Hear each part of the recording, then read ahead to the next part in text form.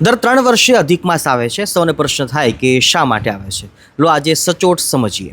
જ્યારે દુનિયાના ઘણા ભાગોમાં લોકો સમય માપવાના સાધનો શોધી રહ્યા હતા, ત્યારે ભારતમાં સૂર્ય, ચંદ્ર અને નક્ષત્રોના આધાર પર એટલી સચોટ ગણતરી થઈ રહી હતી કે આજે પણ પંચાંગ એ જ સિદ્ધાંત ઉપર ચાલે છે.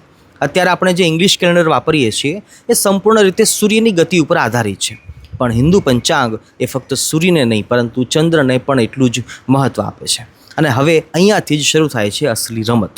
ચંદ્રના હિસાબે 12 મહિના મળીને લગભગ 354 દિવસ થાય છે અને સૂર્યના હિસાબે એક વર્ષ લગભગ 365 દિવસનું હોય છે. એટલે કે દર વર્ષે લગભગ 11 દિવસનો ફરક રહી જાય છે. હવે વિચાર કરો કે જો આ ફરક આમ જ વધતો રહેતો તો થોડા વર્ષો પછી હોળી શિયાળામાં આવશે અને દિવાળી ઉનાળામાં આવશે. પણ એવું થતું નથી. કેમ? કારણ કે આપણા ઋષિઓએ હજારો વર્ષ પહેલાં જ આ અંતરને સમજી લીધું હતું અને જ્યારે આ 11 દિવસો જોડાઈને લગભગ 1 મહિના જેટલા થઈ જાય છે ત્યારે પંચાંગમાં ઉમેરવામાં આવે છે એક વધારાનો મહિનો. બસ એને જ કહેવાય છે અધિક માસ, અથવા તો આપણે પુરુષોત્તમ માસ કહીએ છીએ.